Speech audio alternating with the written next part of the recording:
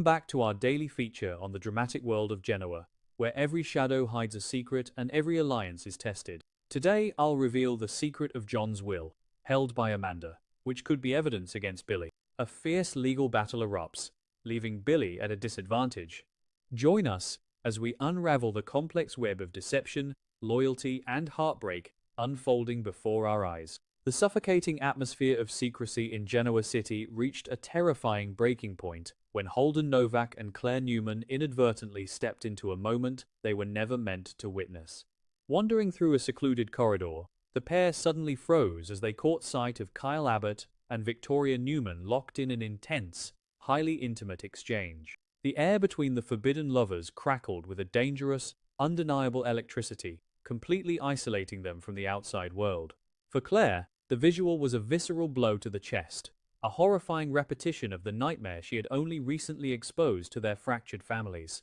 The sheer audacity of Kyle and Victoria to continue their illicit connection, fully aware of the catastrophic damage it had already inflicted, painted a grim picture of their reckless desperation. Holden stood silently beside Claire, serving as a reluctant witness to the absolute destruction of the Newman matriarch's moral high ground, while Claire's fragile heart shattered all over again beneath the weight of this profound double betrayal.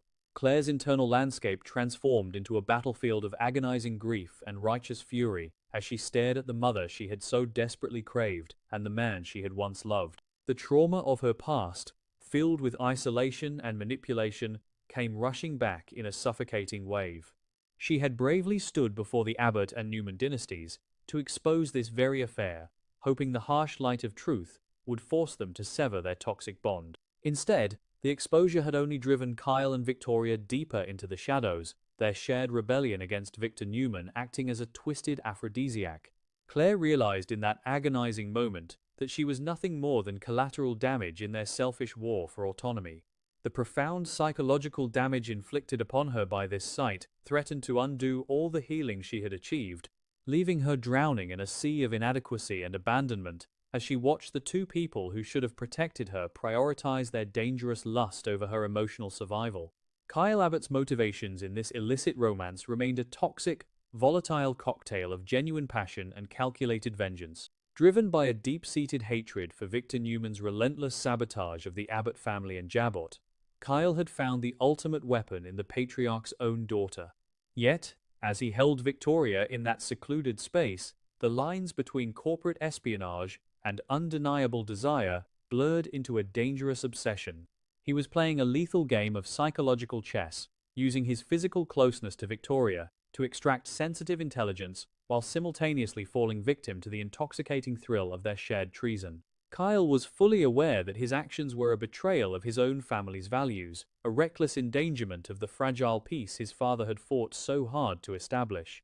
But the intoxicating rush of defying Victor Newman, combined with the magnetic pull he felt toward Victoria, blinded him to the catastrophic consequences looming on the horizon, completely blinding him to Claire's silent, heartbroken presence in the periphery. For Victoria Newman, the situation was a suffocating paradox of liberation and impending doom. Rebelling against her father's tyrannical, omnipresent control had pushed her into the arms of a historical enemy, creating a twisted sense of freedom she had never experienced. However, the sudden realization that Claire and Holden had breached their secret sanctuary sent a paralyzing shockwave of terror through her veins. Victoria was acutely aware of the agonizing pain she was inflicting on her newly reunited daughter, yet she found herself entirely incapable of severing the addictive tie to Kyle.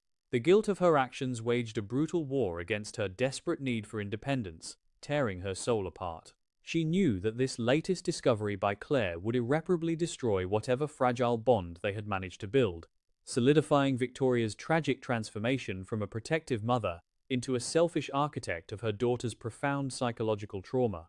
Meanwhile, miles away from the tangled web of romantic betrayals, the corporate battlefield at Jabot was thick with a heavy, mournful tension. Inside the expansive executive office, Jack Abbott sat behind his desk, the immense weight of the Abbott family legacy pressing down upon his weary shoulders. The lines on his face deepened as he reviewed the chaotic developments surrounding Chancellor Industries. In a quiet, resigned admission, Jack acknowledged that the ancient documents Billy had unearthed were likely authentic, granting the Abbott family a legitimate, albeit highly controversial, claim to the Chancellor Empire. However, the prospect of an all-out corporate war filled Jack's soul with profound dread. He had spent months navigating treacherous scandals and fighting for a semblance of peace, and the thought of plunging his family back into a ruthless, blood-soaked conflict over a phantom throne was entirely abhorrent to him. Jack desperately wanted this destructive crusade to end as swiftly as possible, prioritizing the emotional and financial stability of his family over any historical corporate conquests. The heavy silence of Jack's office was abruptly shattered by the arrival of Kane Ashby, a man practically vibrating with desperate, unyielding determination. Kane carried the immense emotional weight of his absolute devotion to Lily Winters, stepping into the Abbott sanctuary not as a corporate diplomat, but as a fierce, uncompromising protector. The scars of his past failures and the deep-seated fear of losing everything he held dear fueled a chilling transformation within him. Standing before the Abbott patriarch, Kane made a solemn, dark vow regarding the extreme lengths he was prepared to go to in order to protect Lily's rights and the legacy she had bled for at Chancellor. There was no hesitation in his voice, no hint of the polished executive. Instead, Kane radiated the raw, primal energy of a man who had backed himself into a corner and was entirely willing to burn the world down to keep the woman he loved safe from Billy's manic obsession. Without mincing words, Kane made it explicitly clear to Jack that the time for civility and corporate etiquette had long passed. He boldly declared his willingness to descend into the mud, to utilize the most ruthless, dirty tactics imaginable to dismantle Billy's hostile takeover. Kane had realized that playing by the rules of conventional business would never be enough to stop a man as unhinged, paranoid, and blindly driven as Billy Abbott. This chilling declaration of war hung in the air, a stark testament to the psychological shift Kane had undergone. He was no longer just fighting for a CEO title or a corner office. He was fighting a desperate battle for survival against a rogue force that threatened to obliterate everything Lily had built. Kane's willingness to compromise his own moral compass, to potentially ally with dark forces like Victor Newman, underscored the sheer magnitude of the threat Billy posed to their collective future. The already suffocating atmosphere in the office violently fractured when Billy Abbott stormed through the doors, radiating a blinding, toxic arrogance. Billy's entrance was a tempest of unchecked ego and manic certainty, his posture screaming of a man who believed he had already won the war. He immediately zeroed in on Kane, his eyes flashing with a dangerous mix of triumph and disdain. Wielding his legal claim to Chancellor like a blunt weapon, Billy aggressively demanded that Kane back down, entirely dismissing the Australian's presence in his brother's office. In Billy's distorted reality, the ancient unpaid loan was an impenetrable shield, a divine right that elevated him above any moral or ethical considerations.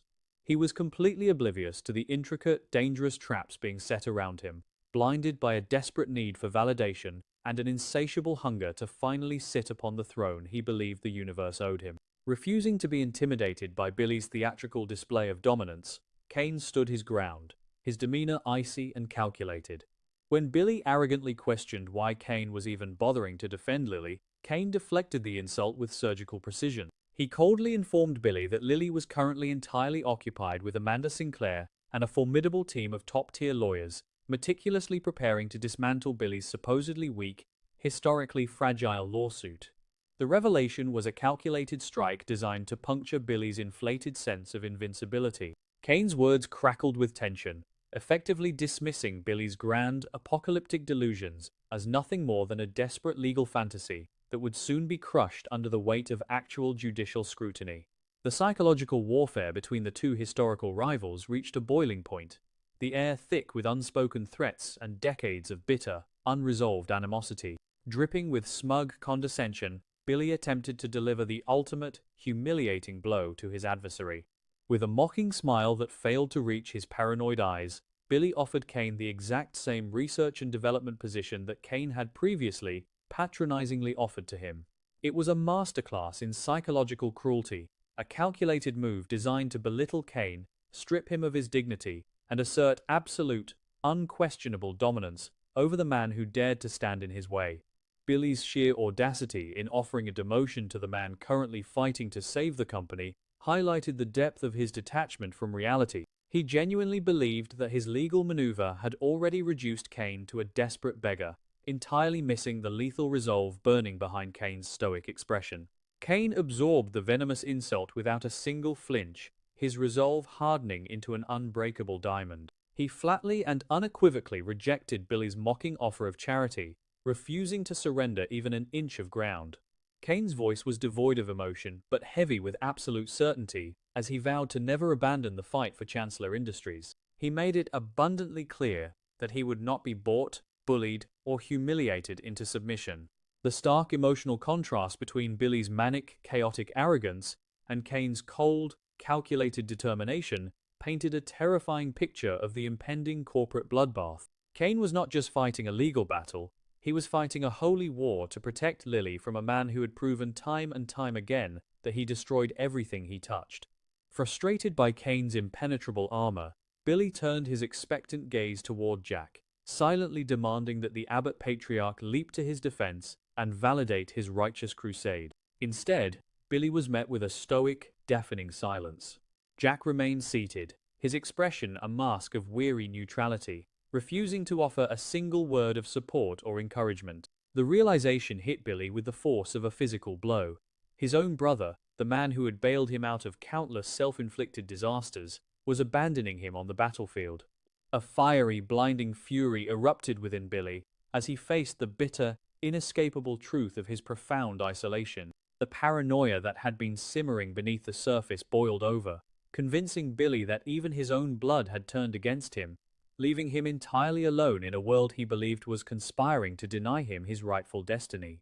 Unable to contain his explosive rage, Billy stormed out of the office, leaving behind a heavy, mournful silence that seemed to press against the wall. Once the chaotic energy of his brother had dissipated, Jack released a long, shuddering sigh and turned his weary eyes toward Kane. In a moment of profound vulnerability, Jack confessed the painful truth behind his silence. He revealed that his sisters, Ashley and Tracy, had staged a desperate intervention, successfully pleading with him to remain entirely neutral in this catastrophic conflict. Jack admitted that his sisters had recognized the apocalyptic danger of Billy's unchecked obsession, and they had convinced him that any intervention would only legitimize Billy's paranoia and drag the entire Abbott dynasty into a fatal crossfire.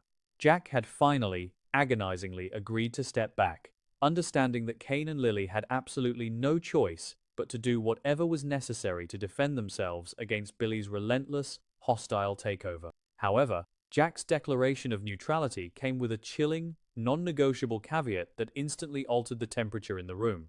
Leaning forward, the Abbot Patriarch issued a dark, solemn warning to the man standing before him. Jack acknowledged Kane's right to fight, but he made it terrifyingly clear that if the pristine name, legacy, or reputation of the late John Abbott were tarnished, dragged through the mud, or weaponized in the impending corporate bloodbath, Kane would not just be fighting Billy. Jack's voice dropped to a lethal whisper as he promised that if his father's honor was compromised in any way, Kane would face the full, unyielding, and catastrophic wrath of Jack Abbott himself. The ominous threat hung heavily in the air, a grim reminder that in Genoa City, even the most desperate alliances are built on fragile ground, leaving everyone wondering who will strike the final, fatal blow in a war where there can be no true victors.